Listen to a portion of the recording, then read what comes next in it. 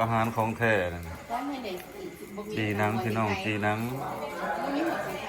หนังแซ่บบ่ หมูดิผัดพริกมึง หนังหนาอยู่ติ นะ เออ เรียกประเด็นหัวสิงไข่เนาะเจ๊ ฮันเล่อยู่มองอันเงินในตุ๊กตาอยู่ข้างนอกนั้นมีหัวสิใครน่ะ ต้องเคยที่ไปเอา ฮั เนาะ นเล่ค่อยมีว่าสิแบบ เพิ่นว่า เบิดบ่ทำแบบ กินหอยเขายังกินหนังเขาหมด เบิด เดี๋ยวถ้าค่อยทุกคนเห็นเป็นต้นหนังดิดูแม่ตุ๊กตาก็มาถ่ายอันนี้คนควรนี่ล่ะ เออ บ่แล้วถ้าก็กินไปโลด เฮ็ดเจียวเผ็ดก็ได้ตำ ตำเจียวส้มบ่ เจียวส้มเจียว มี บ่ มี เจียว บ่ ธรรมดาก็ได้ เนาะตำเจียวส้มพอได้จ้ำ อืม น้ำหนังตอนหนาดีไปได้ถ้าเบิ่งมาก็สิมัวก็คือ อืมโอ้คือแต่นั่นอยู่มันบ่แม่นหนังย่างพลาจ้ะว่ามันหนาเลย แล้วเบิ่งคือมันก็ให้มันสู้ๆก่อนเพราะว่ามันหนาเนี่ยมันหนาแล้วก็สิ เพิ่นเจอเทื่อนึงก็ได้ แม่นบ่ เดี๋ยวถ่ายคลิปก่อนแม่ถ่ายคลิปก่อน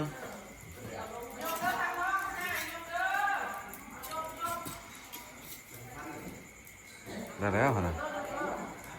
ยังล่ะมันหนาเนาะ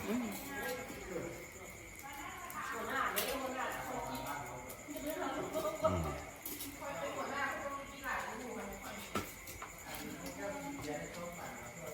ทุบบาดนี่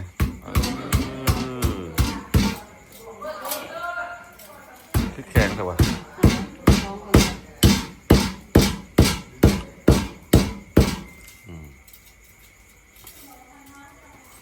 กินจีนังเด้อพี่น้องเด้อ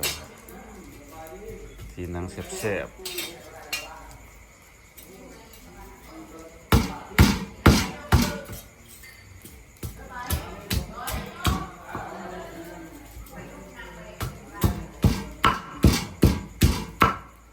เลี้ยงไม่ๆนะปัด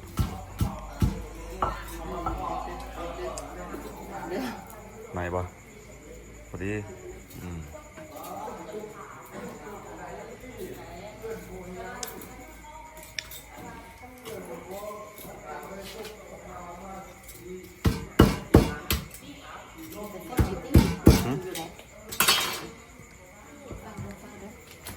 จับ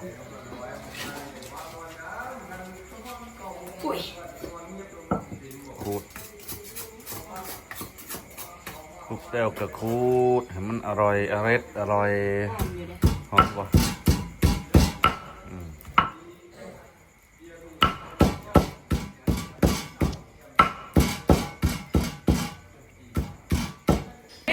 ดีๆนะได้เยอะ ดึงดีเนี่ยบริษัท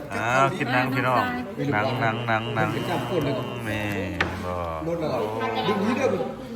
คันที่ดึงไปดึงใครอยู่ โอ้หนาขนาดเนาะ บุเคย เอาน้องโบเผา พี่หรือวัน